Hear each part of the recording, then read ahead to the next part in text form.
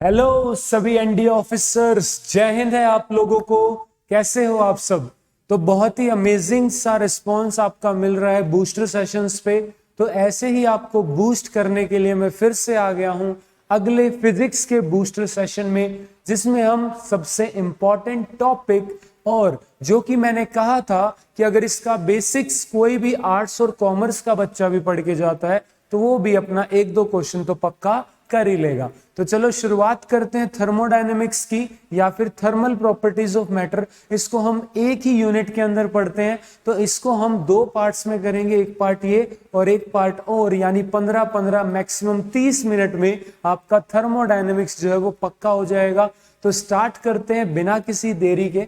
तो थर्मोडायनेमिक्स आपकी एक ब्रांच है जिसके अंदर जो आपका हीट और टेम्परेचर है इससे रिलेटेड जो है हम चीजों की स्टडी करते हैं, उसके अंदर जो चीजों का बिहेवियर है वो पढ़ते हैं, यानी थर्मल प्रॉपर्टीज ऑफ मैटर की थर्मल प्रॉपर्टीज क्या है, हाउ दे विल बिहेव जब उनको हीट दी जाती है, उनसे हीट ली जाती है, टेम्परेचर चेंज किया जाता है। तो यहाँ पे अगर हम बात करें टेम्परेचर क्या है, तो टेम्परेचर एक मेजर है डिग्री ऑफ हॉटनेस और कोल्डनेस का। ठीक है, टी से अगर हम डिनोट कर रहे हैं, आपके कुछ स्केल्स हैं यहाँ पे टेम्परेचर के लिए, जैसे केल्विन स्केल है, सेल्सियस स्केल है, फ़ारेनहाइट स्केल है, र्यूमर स्केल है। यहाँ पे आपको कन्वर्जन वगैरह के क्वेश्चन आते हैं, तो आपको मैं एक सिंगल मास्टर्स फॉर्मूला बता रहा हूं जिससे आप जो है आपकी कन्वर्जन आसान हो जाएगी। उसके लिए आपको वाटर के लिए याद रखना पड़ेगा कि जो मेल्टिंग पॉइंट है सेल्सियस स्केल पे 0 होता है, बॉइलिंग पॉइंट 100 होता है। केल्विन स्केल पे 273 होता है मेल्टिंग पॉइंट और 373 होता है आपका बॉइलिंग पॉइंट। फ़ारेनहाइट पे 32 होता है मेल्टिंग पॉइंट, 212 होता है बॉइलिंग पॉइंट। र्यूमर पे 0 होता है मेल्टिंग पॉइंट, 80 होता है बॉइलिंग पॉइंट। तो यहाँ पे इनका डिफरेंस आपको पता होगा, क्योंकि अभी हम लिखने जा रहे हैं मास्टर्स फॉर्मूला। तो वो आपका क्या है भाई, ये फॉर्मूला आपको कहता है कि टेम्परेचर का कौन सा स्केल है माइनस उसका मेल्टिंग पॉइंट अपॉन मेल्टिंग और बॉइलिंग पॉइंट में डिफरेंस। तो इस तरीके से आपके सामने एक फॉर्मूला बन के तैयार हो जाता है। तो आपको अगर एक से दूसरे में कन्वर्ट करना है, मान लो आपको केल्विन से सेल्सियस में, जस्ट यूज दिस, सेल्सियस से फ़ारेनहाइट में यूज दिस, केल्विन से फ़ारेनहाइट में this is equal to this. इसको यूज करके आप डायरेक्ट कन्वर्जन कर सकते हो। आपसे कुछ डायरेक्ट क्वेश्चन भी आता है कि सेल्सियस और फ़ारेनहाइट की सेम वैल्यू क्या होती है, तो बच्चे याद रखना -40, वरना एक्स रख के इक्वेट भी कर सकते हो। उसके बाद कह रहा है आपसे कि जो सेल्सियस और केल्विन पे सेम वैल्यू पॉसिबल नहीं है क्योंकि दोनों में डिफरेंस है। ठीक है, सेल्सियस और रूमर की जो है 0 डिग्री पे होती है सेम वैल्यू। ठीक है, दोनों का मेल्टिंग पॉइंट सेम होता है। फ़ारेनहाइट और रूमर पे जो है -25.6। ठीक है, और आप ऐसे ही आपके लिए टास्क है कि आपको केल्विन और फ़ारेनहाइट की बतानी है कि सेम कहाँ आती है। 500 कुछ आएगा, मैं एग्जैक्ट नहीं बताऊंगा वरना आपको पता चल जाएगा, आप खुद से नहीं करोगे। हीट क्या भाई, हीट आपकी एक टाइप ऑफ एनर्जी है जो एक हॉट से कोल्डर जो है मीडियम की तरफ चलती है। ठीक है, तो ड्यू टू टेम्परेचर डिफरेंस, इसको क्यू से डिनोट करते हैं, SI यूनिट जूल होती है, उसके अलावा कैलोरी वगैरह अदर यूनिट भी है। तो जब हम एक सब्सटेंस को हीट करते हैं तो वो एक्सपेंड होता है, उसको कहते हैं थर्मल एक्सपेंशन। ठीक है, तो थर्मल एक्सपेंशन क्या होता है, change in dimensions of a body due to thermal energy और हीट। जब हम किसी को हीट करें उसके डायमेंशंस में जो चेंज आएगा दैट इज थर्मल एक्सपेंशन। क्या क्या टाइप ऑफ थर्मल एक्सपेंशन है, हो सकता है कोई सब्सटेंस इतना पतला हो वायर जैसा कि सिर्फ लेंथ में चेंज आए, हो सकता है आपका एक शीट की फॉर्म में हो सिर्फ एरिया में चेंज आए, हो सकता है वॉल्यूम की फॉर्म में हो और सिर्फ वॉल्यूम में, क्या वॉल्यूम के बाद बचा ही गया, वॉल्यूम में चेंज आए। तो यहाँ पे लेंथ में चेंज आ रहा है तो डेट इज लीनियर एक्सपेंशन। क्या कितना चेंज आएगा, that is proportional to original length, क्योंकि पर यूनिट चेंज जो है वो काउंट होता है। तो उसके अलावा भाई आपका कितना टेम्परेचर जो है डिफरेंस किया है, यानी पहले कितना था अब कितना हीट कर दिया वो। तो यहाँ पे आपका change in length is equal to alpha L L delta T. तो यहाँ पे आपका अल्फा एल है कोफिशिएंट ऑफ लीनियर एक्सपेंशन। यहाँ से अल्फा एल की यूनिट्स निकालोगे तो आएंगी पर केल्विन या पर डिग्री सेल्सियस। ऐसे ही एरिया में चेंज निकालोगे, that will be dependent of original area और टेम्परेचर डिफरेंस के। और यहाँ पे जो कांस्टेंट आएगा that is coefficient of area expansion, इसकी भी यूनिट पर केल्विन है। ऐसे ही वॉल्यूम एक्सपेंशन ओरिजिनल वॉल्यूम पे डिपेंड करेगा, नेचर ऑफ सब्सटेंस और टेम्परेचर डिफरेंस। तो ये भी आ गया अल्फा वी डेल्टा टी। तो alpha V is coefficient of volume expansion, इसकी भी यूनिट क्या है पर केल्विन। तो यहाँ पे भाई इन तीनों में रिलेशन याद रखनी है आपको। क्वेश्चन आया हुआ है प्रीवियस ईयर में कि alpha L is to alpha A is to alpha B होता है आपका 1:2:3। कई बार सेम मटेरियल के लिए वो कन्वर्ट करवा लेता है कि एरिया एक्सपेंशन ये है तो वॉल्यूम का बताओ, तो आपको इस रेशियो का यूज करना है, ठीक है। उसके बाद भाई यहाँ पे एब्सोल्यूट टेम्परेचर होता है कि जब हम टेम्परेचर को केल्विन स्केल में दिखा रहे हैं उसको कहते हैं एब्सोल्यूट टेम्परेचर। और यहाँ पे एब्सोल्यूट जीरो टेम्परेचर क्या हो जाएगा, 0 केल्विन, या सेल्सियस में बदलोगे तो 273 डिग्री सेल्सियस, वो भी माइनस का, -273 डिग्री सेल्सियस। तो अगर ये दे दे तब भी कोनो दिक्कत वाली बात नहीं है, तब भी आपको पता होना चाहिए वही क्या है, एब्सोल्यूट जीरो टेम्परेचर। नेक्स्ट अपने पास आता है बच्चे anomalous behaviour of water. Water anomalous behaviour दिखाता है कैसे, तो आपका भाई सॉलिड्स को जब हीट करते हैं तो वो एक्सपेंड होते हैं, ठीक है, वॉल्यूम बढ़ती है। लेकिन क्या होता है, वाटर को जब 0 डिग्री सेल्सियस से हीट करना शुरू करते हैं तो वो पहले कॉन्ट्रैक्ट होता है, थोड़ा सा कॉन्ट्रैक्ट होता है 4 डिग्री सेल्सियस तक, फिर एक्सपेंड होता है। रीजन क्या है, हीट करना शुरू करते हैं, हाइड्रोजन बॉन्ड टूटते हैं, मॉलिक्यूल्स पास आते हैं, कंप्रेस हो जाता है। तो यहाँ पे इसका एनोमलस बिहेवियर है। क्यों? क्योंकि इसके चलते 0 डिग्री सेल्सियस से ज्यादा डेंसिटी होगी 4 डिग्री सेल्सियस पे। तो यहाँ पे सबसे मैक्सिमम डेंसिटी वाटर की कहाँ होती है, 4 डिग्री सेल्सियस पे होती है। At 4 degree Celsius the density is maximum for water. यही वजह है कि जब आपका ठंडे इलाके में कोई लेक होता है तो वो पूरा पहले 4 डिग्री सेल्सियस पे जाता है, ऊपर बर्फ जम जाती है, हल्की होती है तो पानी पे फ्लोट करती है, ऊपर ऊपर बर्फ रहती है, नीचे जो है लिक्विड रहता है। मरीन लाइफ मस्त आराम से नीचे बिंदास चलती है आपकी, ठीक है। तो यहाँ पे आपको तो इंसान को तो अंडर वाटर वो बनाना पड़ते हैं मकान, फिर उनको देखो ऊपर बढ़िया अपना लेयर बन गई, अपना अंदर अंदर आराम से जो है मजे से रहती है, ठीक है, मरीन लाइफ। तो भाई कितनी होती है, 1000 kg/m3।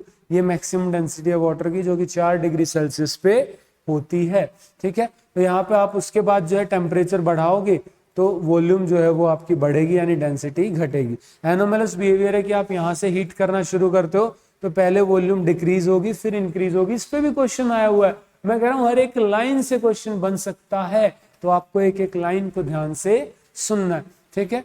उसके बाद नेक्स्ट है भाई यहाँ पे heat capacity, amount of heat required by a body to increase its temperature by 1 unit. यानी एक बॉडी का अगर आप मास 1 यूनिट से बढ़ा रहे हो तो कितना जो है टेम्परेचर लगेगा, कितनी हीट देनी पड़ेगी वो, तो हीट कैपेसिटी बोलते हैं उसको। तो ये हो गया amount of heat given upon temperature change. तो ये इससे आ जाएगा कि पर यूनिट चेंज के लिए कितनी हीट लगी है। तो जूल पर केल्विन, इसके वो हो गए यूनिट्स। डायमेंशन आप निकाल सकते हैं mL/T-2 जूल के, यानी एनर्जी के, और पर केल्विन जो है वो temperature. Next is specific heat capacity, यानी अब स्पेसिफिक कर दिया, यानी एक यूनिट मास के लिए कर दिया। तो amount of heat required by a body per unit mass for its increase in temperature by unity, तो that will be specific heat. तो ये आ गया जूल पर केजी पर केल्विन, इसकी यूनिट आ गई। और यहाँ से आप इसके डायमेंशंस भी निकाल सकते हो इजीली, सिंपली पुट करने हैं आपको डायमेंशंस और निकल जाएंगे यहाँ पे इसके डायमेंशन। स्पेसिफिक हीट याद रखना बच्चे, नेचर ऑफ मटेरियल पे डिपेंड करती है, ना कि मास पे। ये मास पे डिपेंड नहीं करती, मास इंडिपेंडेंट, सिर्फ किस पे करती है, नेचर पे करती है। रीजन, पर यूनिट मास निकाल रहे हो आप, तो पर यूनिट मास तो आपका फिक्स रहता है ना भाई, 1 यूनिट मास के लिए। Next is molar specific heat capacity, तो यानी एक मोल के लिए स्पेसिफाई कर रहे हो, यानी पर मोल सब्सटेंस के लिए 1 मोल ऑफ सब्सटेंस से कितना जो है इंक्रीज आए करेगा टेम्परेचर, ठीक है। 1 मोल ऑफ सब्सटेंस के लिए कितनी हीट लगेगी कि उसका टेम्परेचर को हम 1 यूनिट से बढ़ा दें, तो that will be molar specific heat capacity. तो ये आपका आ जाएगा एक तरीके से कि जूल पर मोल पर केल्विन, कि 1 मोल के लिए केल्विन बढ़ाने के लिए कितनी हीट दी, डेट इज योर ये मोलर स्पेसिफिक हीट कैपेसिटी। ये इसके जो है डायमेंशंस आ जाएंगे। उसके बाद यहाँ पे आपका अगर कांस्टेंट वॉल्यूम के साथ निकालोगे तो ये आपका आ जाएगा molar specific heat capacity for constant volume, molar specific heat capacity for constant pressure, Cp और Cv, क्योंकि इसको C से डिनोट करते हैं। इन दोनों में एक रिलेशन है कि Cp minus Cv is equal to R, इसको मेयर्स रिलेशन भी बोलते हैं। तो हो सकता है इससे डायरेक्ट आपसे पूछ ले वो बात, नेक्स्ट है भाई कैलोरीमीट्री। कैलोरीमीट्री आपकी एक ब्रांच है जो डील करती है with measurements of heat, heat के मेजरमेंट से डील करती है। इसके लिए डिवाइस यूज होता है, डेट इज कैलोरीमीटर। इसका प्रिंसिपल ये कहता है कि एक आइसोलेटेड सिस्टम में heat loss by hotter body it equal to heat gain by a cooler body, ठीक है, या कोल्डर बॉडी। तो जितनी एक हॉट बॉडी हीट लूज करेगा उतनी ही ना गेन करेगा एक कोल्डर बॉडी, अगर सिस्टम क्या है, आइसोलेटेड है। अगर आइसोलेटेड नहीं होगा तो ये रूल फॉलो नहीं होगा, क्योंकि आपको पता ही नहीं चलेगा हीट कहाँ से निकल गई, ठीक है। तो यहाँ पे भाई आपका ये कैलोरीमीटर का मेन प्रिंसिपल है, ठीक है। इसमें फॉर्मूला भी आपका वो लगा सकते हो कि हीट मान लो इसने लूज की कितनी, S1 delta Q is equal to, specific heat से निकालोगे तो S1 मास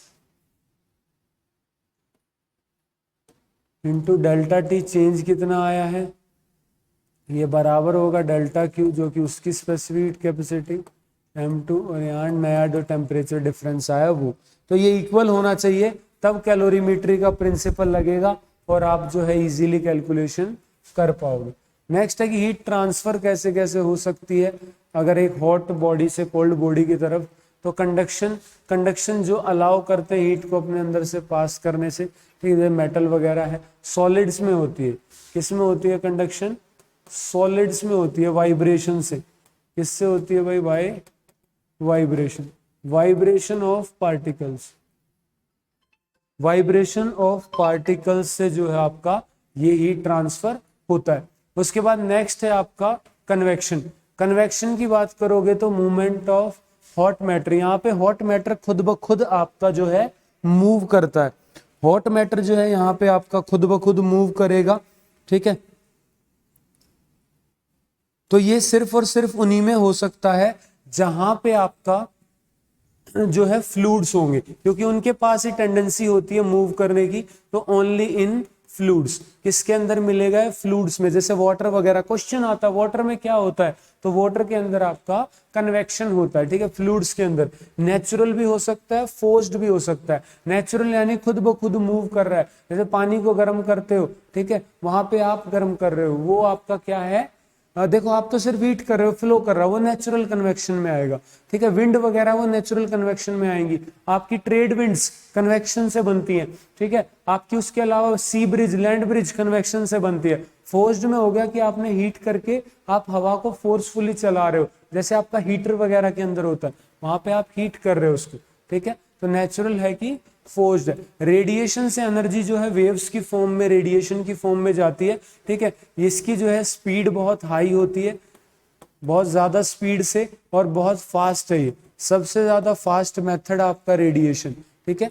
तो रेडिएशन आपका सबसे फास्ट मेथड है। स्टीफन बोल्ट्जमैन लॉ याद रख सकते हो कि एक ब्लैक बॉडी का टेम्परेचर, जो उसका एब्सोल्यूट टेम्परेचर हो, जितना ज्यादा होगा उतनी ही ज्यादा एनर्जी वो क्या करेगी? रेडिएट करेगी। ब्लैक बॉडी कहते हैं जो ज्यादातर रेडिएशंस को एब्जॉर्ब कर ले, कम से कम रिफ्लेक्ट करे, हीट करे तो ज्यादा से ज्यादा रेडिएशन को एमिट भी करे। तो एक गुड एब्जॉर्बर और गुड रेडिएटर के अंदर आती है ब्लैक बॉडी। तो ये भी आपको जो है याद रखना है, ठीक है। तो ये आपका बेसिक थर्मल प्रॉपर्टीज थी मैटर की। यहाँ से आपको 2 क्वेश्चन भी देखने को मिल सकते हैं, तो बहुत ही आपका इंपॉर्टेंट शानदार सेशन है, ठीक है। तो इसके अलावा भाई आप याद रखो, आपको अगर अनअकैडमी से पढ़ना है तो आपका 29 से 31 अगस्त तक 20% ऑफ मिल रहा है, ठीक है। You can S your preparation with top educators. Top educators आपको यहाँ पे मिलते हैं और बहुत ही नॉमिनल सी फीस में आप ऑनलाइन ऑल ओवर इंडिया कहीं भी बैठे हुए एनडीए जैसे एग्जाम्स की तैयारी कर सकते हो। तो यहाँ पे भाई जैसे 2 महीने का कोर्स ले रहे हो तो 20% पे आपको 3200 की छूट मिल रही है, ठीक है। तो आप यहाँ LWS10 कोड यूज करोगे तो आपको 20% ऑफ मिल जाएगा। आप अगले एनडीए के लिए सब्सक्राइब कर सकते हो, यानी सब्सक्रिप्शन ले सकते हो। उसके अलावा भाई आपके 50 फुल मॉक टेस्ट प्लस आपके मिल रहे हैं अनअकैडमी की तरफ से। आप जो है बिना सब्सक्रिप्शन लिए टोटल सब्सक्रिप्शन फिर भी ये दे सकते हो, अलग से इसका सब्सक्रिप्शन लेके, ठीक है। ये आपको जो है 399 में मिल रहा है या और कम में भी मिल जाएगा, ठीक है, अगर आप जो है अभी लेते हो LWS10 लगा के। तो अनअकैडमी से आप अपनी प्रिपरेशन जो है वो इम्प्रूव कर सकते हो, जहाँ पे आपको नॉमिनल सी फीस में घर बैठे तैयारी की जा सकती है। बहुत सारे बच्चे जो है क्रैक भी करते हैं, ठीक है। तो LWS10 लगा के ऐप प्ले स्टोर में अवेलेबल। ठीक है, तो ये हमने बात की थर्मोडायनेमिक्स की। तो ऐसे ही अमेजिंग बूस्टर सेशंस आपको मिलते रहेंगे। ठीक है, और 2-3 दिन के अंदर मैं आपको जो है बेसिक्स पूरा मतलब जो इंपॉर्टेंट पार्ट है वो सारा करवा दूंगा। ठीक है, तो टेंशन मत लो, ये 15-15 मिनट के शॉर्ट्स आपको जो है बूस्ट कर देंगे, आपके स्कोर को भी बूस्ट कर देंगे। तो इसके लिए चैनल को फटाफट से सब्सक्राइब करके बेल आइकन ऑन रख लो, ऐसे ही सेशंस की नोटिफिकेशन आपको मिलती ही रहेगी और भी इंफॉर्मेशन मिलती रहेगी। हम भी मिलते रहेंगे ऐसे ही सेशंस में। तो मिलते हैं आपसे, तब तक पढ़ाई करते रहो। ऑल द बेस्ट, जय हिंद, बाय बाय।